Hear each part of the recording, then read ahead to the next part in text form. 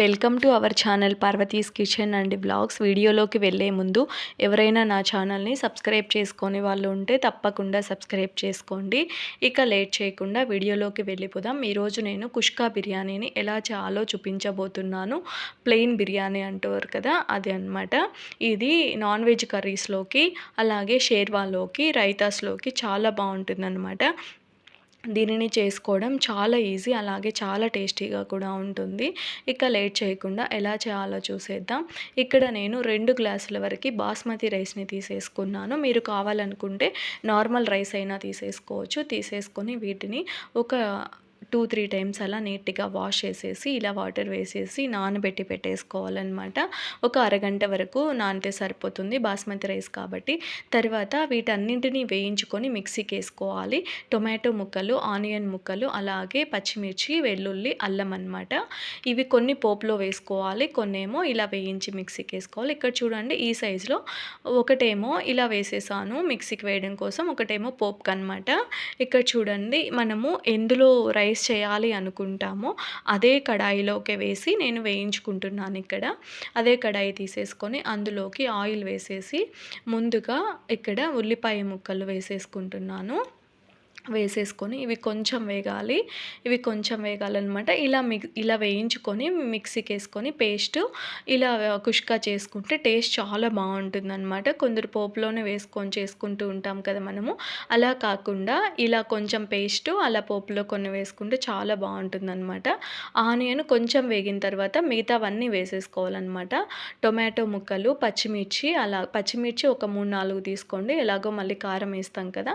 తర్వాత వెల్లుల్లి ఒక 10-12 వరకు తీసేసుకోండి. కొంచెం అల్లం, చూసారు కదా అంత అల్లం తీసేసుకోండి. ఇక్కడ నేను 2 గ్లాసుల రైస్కి కొలత చెప్తున్నాను. తర్వాత పెద్ద ఆనియన్, పెద్ద టొమాటో వేసాను అనమాట. అవి కూడా చూపించాను కదా ఎంత సైజువో. ఇక్కడ చూడండి, ఇవి ఏం కంప్లీట్గా వేగాల్సిన అవసరం లేదు, ఒక హాఫ్ వరకు వేగితే సరిపోతుంది. వేగిన తర్వాత వీటన్నింటినీ ఒక ప్లేట్లోకి తీసేసుకొని చల్లారి పెట్టి మిక్సీకి వేసి పెట్టుకోండి, మర్చిపోకండి. ఇది పోపు వేగేలోపు మిక్సీకి వేసేసుకోండి అటు సైడు. తర్వాత ఇక్కడ చూడండి, అదే కడాయిలో కొంచెం ఆయిల్ వేసేసి షాజీరా వేసేసాను. షాజీరా వేసిన తర్వాత ఇక్కడ ఓల్ గరం మసాలా వేయాలన్నమాట. చెక్క, లవంగ, యాలుకలు, అలాగే అనాస పువ్వు, మరాఠీ మొగ్గ, బిర్యానీ ఆకు అనమాట. బిర్యానీ ఆకు నేను చిన్న ముక్కలు ఉంటే వేసాను అనమాట. మీకు అవి కనిపించట్లేదు, పెద్దగా ఉంటే పిల్లలు తినరు, దానికోసం తుంచి వేసాను అనమాట. కొంచెమే వేసాను, మీరు కావాలనుకుంటే 1-2 ఆకులు పెద్దవి వేసేసుకోండి, సరిపోతుంది. తర్వాత ఆనియన్ ముక్కలు ఇలా పొడవుగా కట్ చేసేసుకొని వేసేసుకొని టొమాటో ముక్కలు కూడా వేసుకోవాలి. ఇందులో జాజికాయ, అనాస పువ్వు మాత్రం మెయిన్ అనమాట, అవి ఖచ్చితంగా వేసుకోండి. తర్వాత ఈ టొమాటో కొంచెం వేగిన తర్వాత ఇందులోకి కొత్తిమీర, అలాగే పుదీనా వేసేస్తున్నాను. వేసేసి కలిపేసి కాసేపు వేయించేసేయండి. ఇవి కూడా కొంచెం వేగిన తర్వాత, ఇందాక చెప్పాను కదా అది మిక్సీకి వేసి పెట్టేసుకోండి అని చెప్పి, ఇవి వేగేలోపు అది కూడా చల్లగా అయిపోయింది, మిక్సీకి వేసి పెట్టేశాను అనమాట. ఈ పేస్ట్ని ఇందులోకి వేసేసుకొని బాగా వేయించుకోవాలి. కొంచెము ఆయిల్ పైకి వచ్చే వరకు కాసేపు వేగనిచ్చేసేయాలన్నమాట. ఇక్కడ చూస్తున్నారు కదా, ఇలా వేయించేసాను. వేయించాక ఇందులోకి కారము, అలాగే ధనియాల పొడి కొంచెం వేసేసుకోవాలి. ఒక అర స్పూన్ వరకు సరిపోతుంది. గరం మసాలా, జీలకర్ర పొడి వేసేసుకోవాలన్నమాట. ఇక్కడ చూస్తున్నారు కదా, కొంచెం వేసుకుంటే సరిపోతుంది. వేసేసుకొని ఇందులోకి కల్లుప్పు వేసేసుకుంటున్నాను. మీరు కావాలనుకుంటే సాల్ట్ అయినా వేసేసుకోవచ్చు. కొంచెం పసుపు కూడా వేసేసుకోవాలి. వేసేసుకొని ఒకసారి ఇలా కలిపేసుకోవాలి. కొంచెం వేయించేసేయండి, సరిపోతుంది. కాసేపు వేయించండి. తర్వాత ఇందులోకి మనము పెరుగు కూడా వేసుకోవాలన్నమాట. పెరుగు కొంచెం వేసేసుకుంటున్నాను. మీరు ఆల్రెడీ ఆ పేస్ట్ వేసాను కదా, ఆనియన్, టొమాటో, ఆ పేస్ట్ అంతా, అందుకోసం నేను కొంచెమే పెరుగు తీసుకున్నాను. అలా వేసుకోకపోతే ఇంకొంచెం పెరుగు ఎక్కువ తీసుకోండి, సరిపోతుంది. పోపులో వేసుకునే వాళ్ళైతే చూసారు కదా, ఇలా వేసేసి కొంచెం బాగా వేయించేసేయాలన్నమాట. ఇలా అయ్యే వరకు వేయించుకోవాలి. ఇలా వేయించిన తర్వాత ఇందులోకి మనము ఇంకా ఎసరు వేసేసుకోవాలన్నమాట. వాటరు మనము 2 గ్లాసుల బాస్మతి రైస్ తీసుకున్నాం కాబట్టి 3 గ్లాసుల వరకు వాటర్ తీసేసుకుంటున్నాను. 1 గ్లాస్ బాస్మతి రైస్కి 1.5 గ్లాస్ వరకు వాటర్ తీసేసుకోవాలన్నమాట. తీసేసుకొని ఇలా ఒకసారి బాగా కలుపుకొని మూత పెట్టేసుకోవాలి. చూసారు కదా, ఇలా మూత పెట్టేసేయండి, త్వరగా ఎసరు కాగిపోతుందన్నమాట.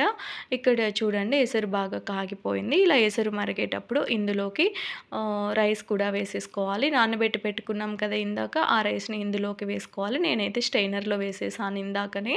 మీరు గిన్నెలోనే వాటర్ వంపేసి ఆ రైస్‌ని ఇందులోకి వేసేసుకోండి సరిపోతుంది. వేసేసుకొని ఇలా వేసేసి ఒకసారి బాగా కలిపేసుకోండి. మరి ఎక్కువ సేపు కదపకుండగా ఒకసారి అలా కలిసేలా బాగా కలిపేసుకొని మూత పెట్టేసుకోవాలనమాట.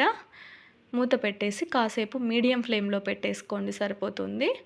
మీడియంలో కొంచెం ఇంకా హై ఫ్లేమ్‌లో అయినా కాసేపు వరకే అనమాట. ఇలా కొంచెం వాటర్ ఉండాలనమాట. ఇలా అయ్యే వరకి మనము మీడియం లేదు అంటే హైలో పెట్టుకోవచ్చు. తర్వాత ఇలా అయిన తర్వాత సిమ్‌లోనే పెట్టాలనమాట. ఇలా ఒకసారి కలిపేసి కొంచెం వాటర్ ఉండంగానే కలిపేసి సిమ్‌లో పెట్టేసి మూత పెట్టేసేయండి సరిపోతుంది. ఇక్కడ చూడండి ఇలా అయిన వెంటనే ఆఫ్ చేసేయాలి. ఎక్కువసేపు చూపించట్లేదు ఆవిరంతా పోతదని. ఇక్కడ చూడండి అంతే. ఇంకా కాసేపు అలా వదిలేసేయండి. ఒక 5-10 మినిట్స్ అలా వదిలేయండి. బాగా కుదురుకుంటుందనమాట రైసు. ఇదిగో చూడండి ఇక్కడ కుష్కా రెడీ అయిపోయింది. ఇది చాలా టేస్టీగా ఉంటుందనమాట. చూసారు కదా చేసుకోవడం చాలా ఈజీ. ఎవరైనా నాన్ వెజ్‌తో తినాలి అనుకుంటే నేను చికెన్ కర్రీ కూడా వీడియోస్‌లో అప్లోడ్ చేశాననమాట. తప్పకుండా ఒకసారి చెక్ చేసేయండి. లింకు డిస్క్రిప్షన్‌లో ఇచ్చేస్తాను. అలాగే వెజిటేరియన్స్ వాళ్ళకి ఈ ఈ కుష్కాలోకి షేర్వాతో తింటే చాలా బావుంటుందనమాట. షేర్వా రైతా. నేను షేర్వాని తప్పకుండా నెక్స్ట్ టైమ్ అప్లోడ్ చేసేస్తాను. ఎవరైనా వెజిటేరియన్స్ ఉంటే ఈ కుష్కా కాంబినేషన్‌లో ఆ షేర్వా తినేసేయండి. చాలా చాలా బావుంటుంది. అలాగే ఇలాంటి మరికొన్ని రెసిపీస్ కోసం నా ఛానల్‌ని సబ్స్క్రైబ్ చేసుకోండి.